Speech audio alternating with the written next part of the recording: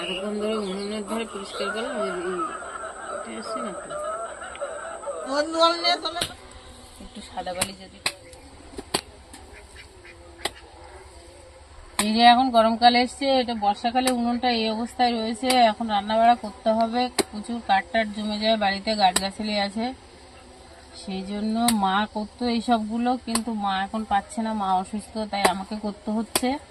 তো দেখো উনুনটা আমি ঠিকঠাক ঠিক করতে পারি কিনা। এই উনুনটা অনেক বছরের পুরানো, প্রায় 10 বছরের, সিমেন্ট দিয়ে তৈরি করা হয়েছে, কিন্তু এতটা জায়গা করে, এত বড় উনুন তো আমাদের লাগবে না, এতটা জায়গা করে মাটি দিতে হবে।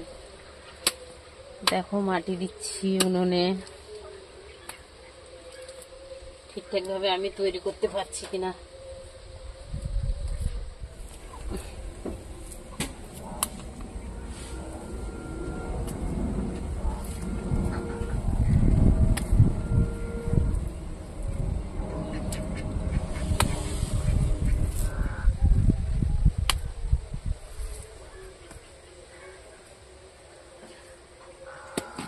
ওই দেখ দেখ সব পড়ে যাচ্ছে। তাহলে এই মাটিগুলো খুলে দেবো এগুলো।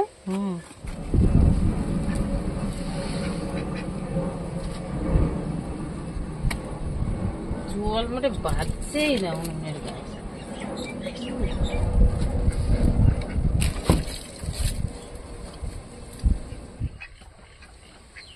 সুন্দর লাগছে তো দেখতে। এবার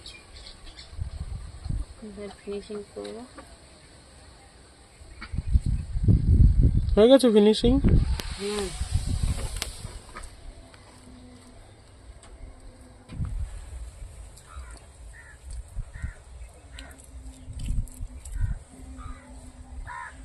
কোথায় কতটুকু মাটি টাটি লাগবে।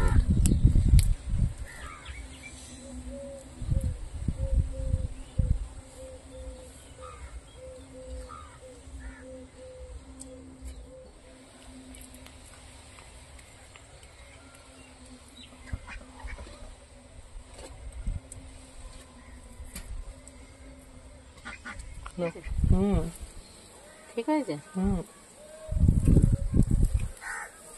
ছিল আর কি করলাম। সুন্দর লাগছে। সুন্দর লাগছে। ভালো লাগছে মুখটা। মুখটা ভালো হয়েছে।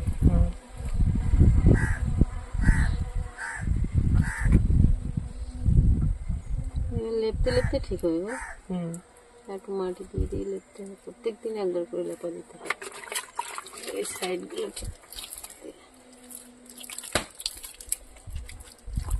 প্রত্যেকদিন একবার করে না লেপলে না কেটে যাবে।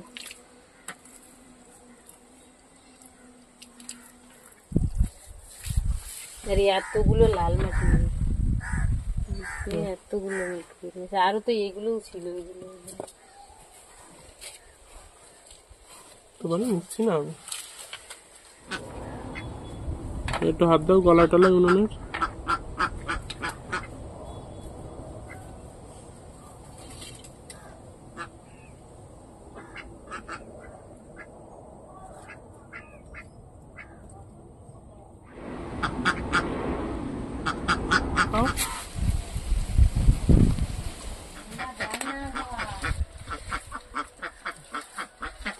ডিজাইন দেখাচ্ছে পিঠের বোতামটা। কেটা করতেছে, করতে লাগবে তুমি একদম লেপে ফিনিশ করে দিয়ে জায়গাটা কি করেছিল। কোণে সাজানোর আগে যেমন কোণে মিস্ত্রি লাগে, সাজানো খুব ভালো লাগে।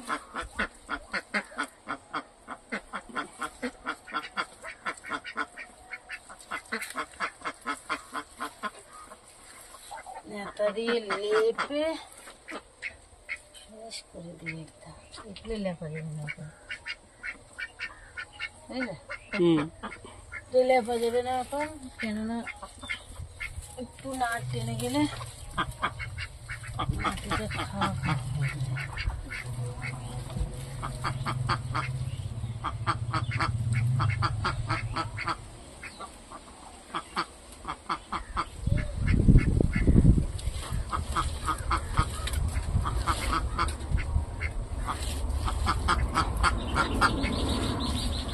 বন্ধ করে দেবো?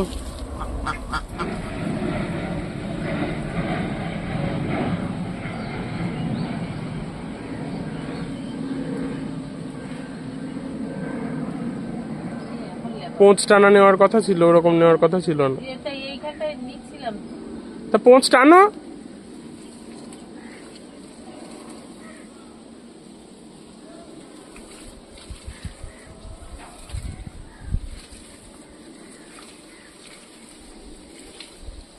না না